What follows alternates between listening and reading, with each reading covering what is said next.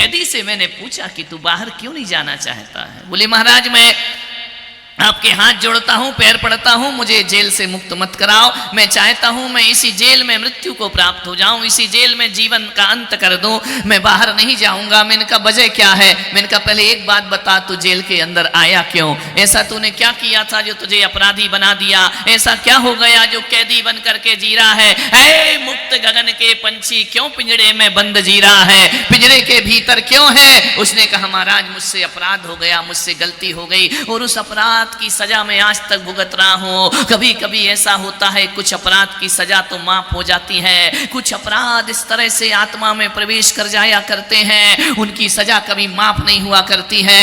एक बात याद रखना कि पल भर की सदियों का ध्यान रखना, एक बात जीवन में याद रखना, पल भर की खता सदियों की सजा बन जाया करती है। ध्यान रखना, एक छोटी सी भूल जिंदगी को बर्बाद कर देती है। मैंने उससे पूछा कि बता तूने कौन सी भूल की है? बोली महाराज मैंने एक भूल की कि मैं अपनी पत्नी से बहुत प्यार करता था, मेरा एक परिवार था, मेरे 2 बच्चे हैं, पत्नी से बहुत प्यार करता था, सबसे ज्यादा मैं पत्नी को चाहता था, लेकिन गलत संगति में पड़ गया, लोगों के उठने बैठने में पड़ गया, ऐसे लोगों के साथ मेरा उठना बैठना हो गया, ऐसे लोगों के साथ मेरी नौकरी घिर गई कि जहां मुझे शराब पीना पड़ी। महाराज लोगों ने मुझे शराब पीना सिखा दिया, लोगों ने मुझे बोतल पकड़ना सिखा दिया। पत्नी ने कहा कि मैं तेरे साथ गरीबी की जिंदगी गुजार सकती हूं लेकिन शराबी के साथ जिंदगी नहीं गुजार सकती हूं। ध्यान रखना। पत्नी ने कहा कि देख तू भी हरकतें बदल ले। उसने 50 बार समझाया, मुझे समझ नहीं आया। नशे में ऐसा धुत हो गया, ऐसा धुत हो गया, ऐसा धुत हो गया।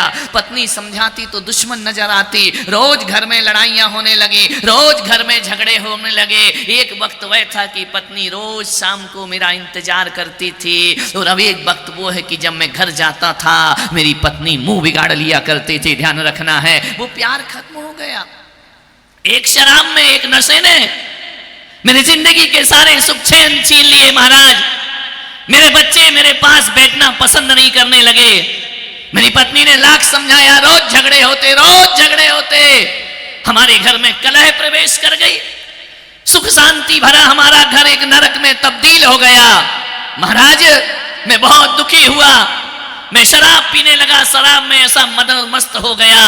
मेरी पत्नी ने कहा कि ध्यान रखना मैं तुम्हारा साथ छोड़ दूंगी, मैं तुम्हें तलाक दे दूंगी, तुम्हारे साथ अपनी जिंदगी नहीं गुजारूंगी, मैं भीख मांग करके जीवन गुजार लूंगी लेकिन किसी शराबी के साथ अपनी जिंदगी नहीं गुजारूंगी। महाराज एक दिन क्या हुआ, पत्नी में ज्यादा झगड़ा हो गया। इतना झगड़ा बढ़ा, इतना झगड़ा बढ़ा, इतना झगड़ा बना।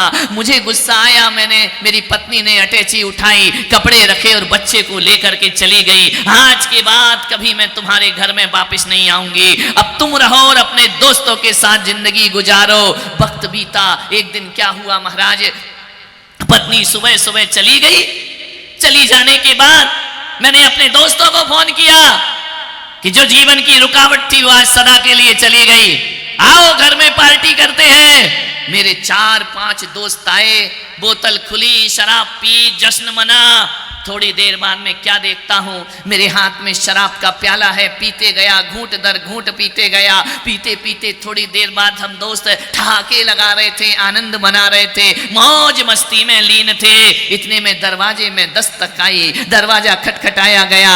मैंने कहा कौन है दरवाजे पर? जाकर के देखा तो मेरी पत्नी दोनों बच्चों के साथ दरवाजे पर खड़ी थी। मैंने कहा तू तो मुझे छोड़कर चली गई थी, वापिस क्यों लौट करके आई? निकल जा मेरे घर से, तुझे रहने की यहाँ कोई जरूरत नहीं है। पत्नी ने कहा मैं गई नहीं थी, मैं यही देख रही थी, मेरे जाने के बाद तुम मेरे घर को कैसा नरक बनाते हो, मेरे मंदिर जैसे परिवार को कैसा तुम नरक में बदल देते हो, कैसा वातावरण करते हो।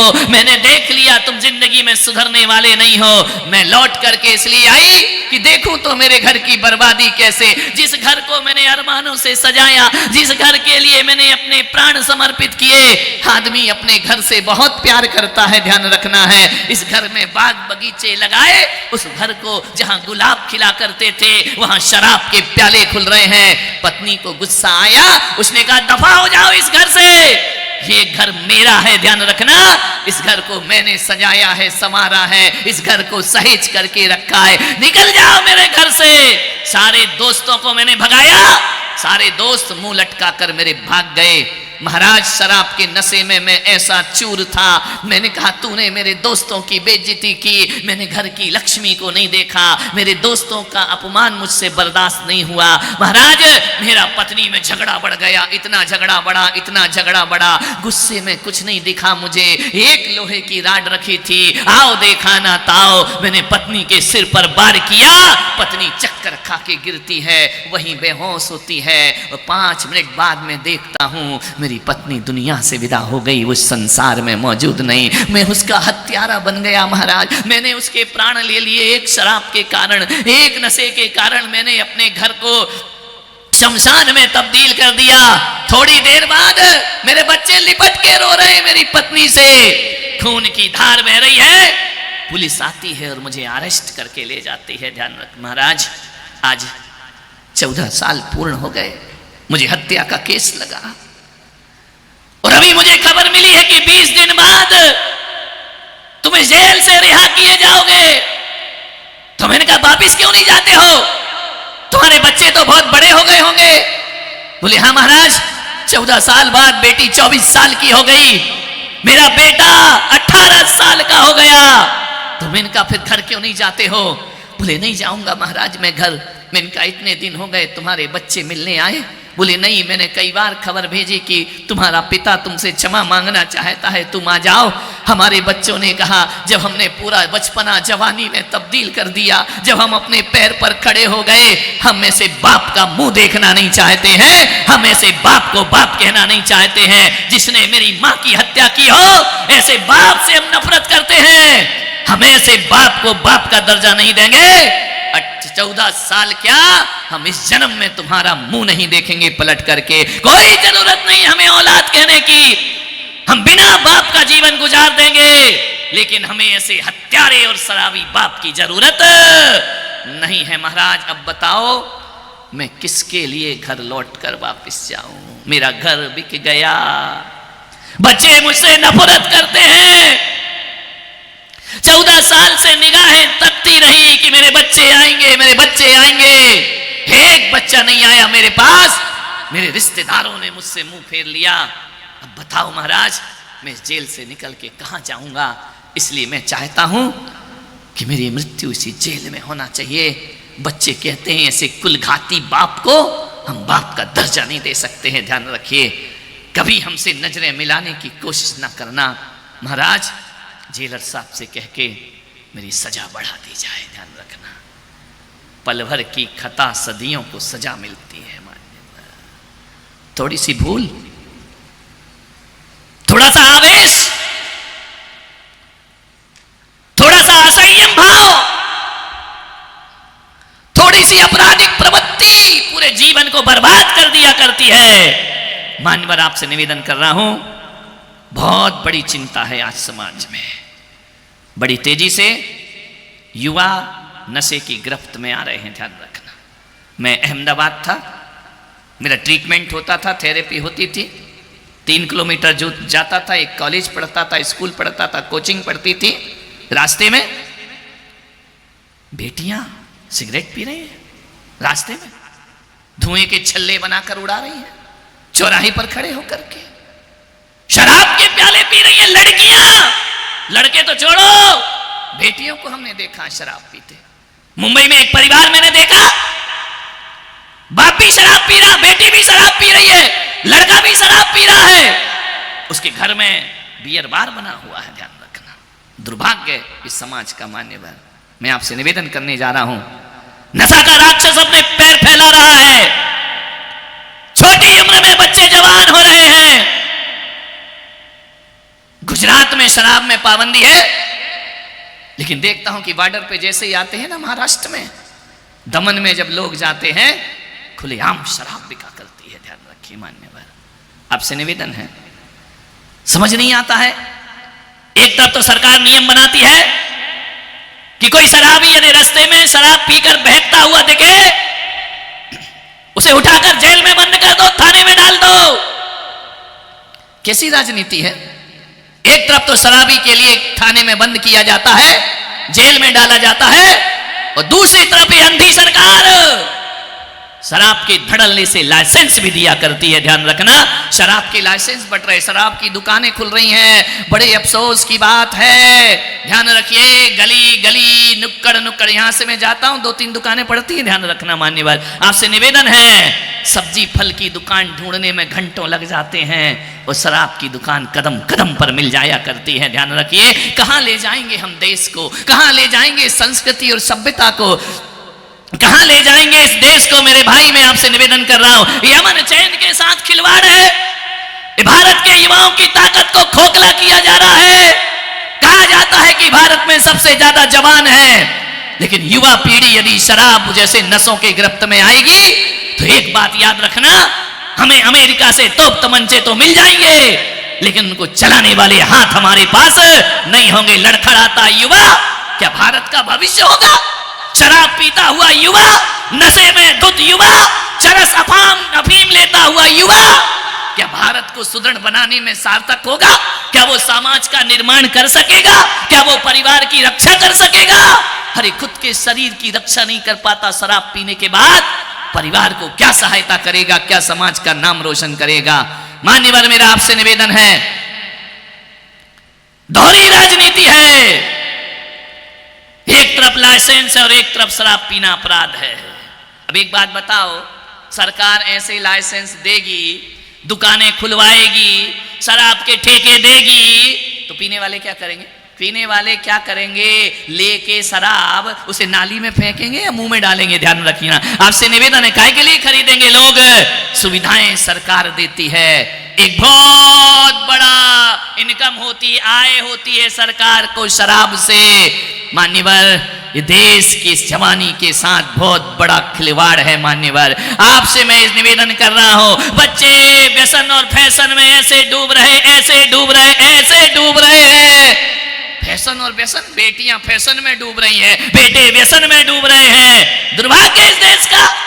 मान्यवर, सोचिए आप, निवेदन है आपसे। देखा नहीं, एक लड़का आया, मैंने कहा क्यों रे, कल क्यों नहीं आया? बोले बाल कटाने गया था। तो मैंने कहा बाल कट गए तेरे? बोले कट गए। अरे लग ही नहीं रहा बाल कट गए। कैसे बाल कटाए?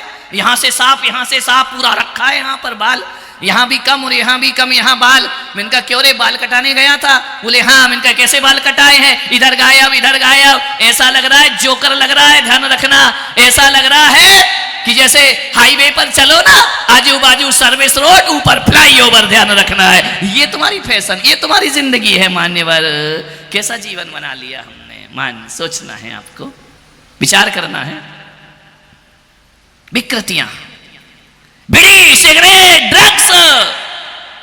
मुंबई की सड़कों पर, दिल्ली में देखो जाकर के, बड़े बड़े शहरों में ड्रग्स ले रहे हैं बच्चे।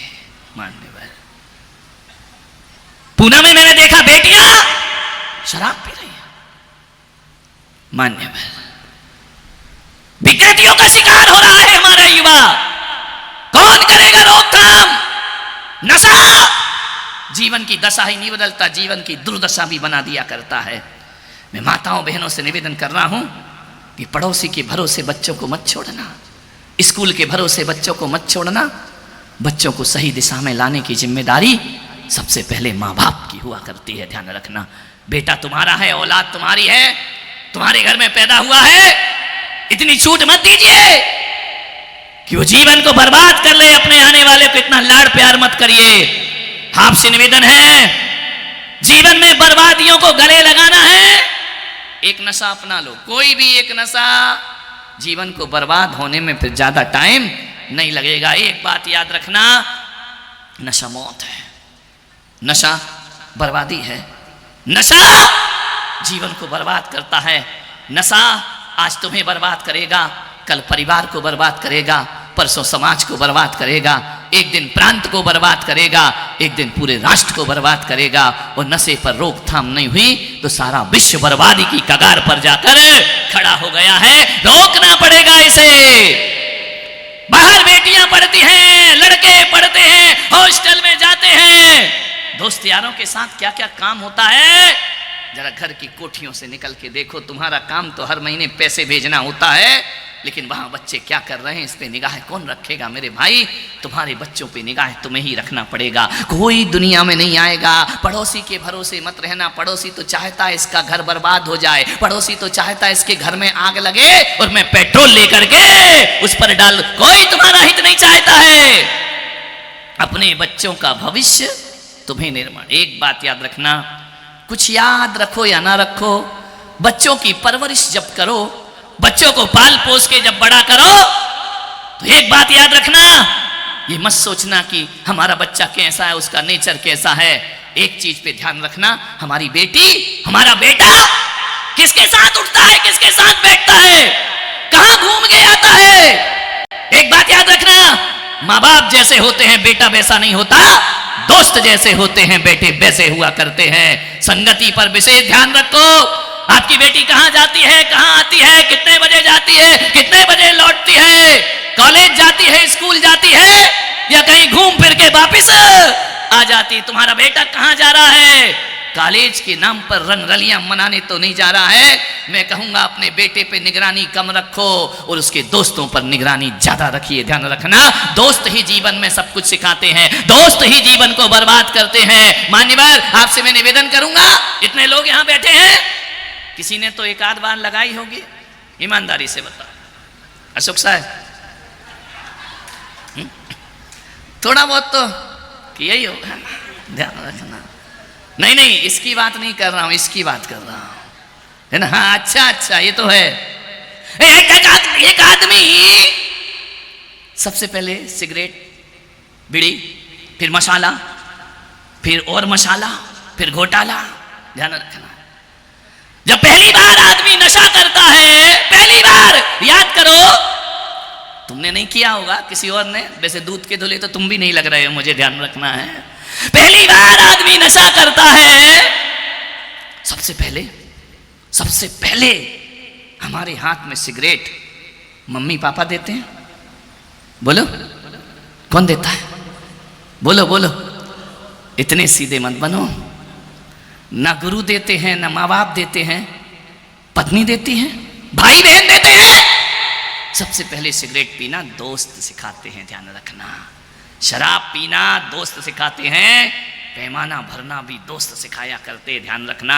और ऐसे दोस्त जो व्यसन में लीन है, उनके साथ तुम 4 दिन रहकर देखो, वो कहेगा यार तू कहाँ अटका है, क्या तू अगरबत्ती में लगा है, ला सिगरेट जला, जिंदगी का मजा ले ले, कहाँ जी रहा है तू। ध्यान रखना। वो दोस्त कहेगा तू भगवान के गंगा जल चढ़ाने में लगा है, अरे पागल अय्याशी कर ले, जिंदगी दोबारा नहीं।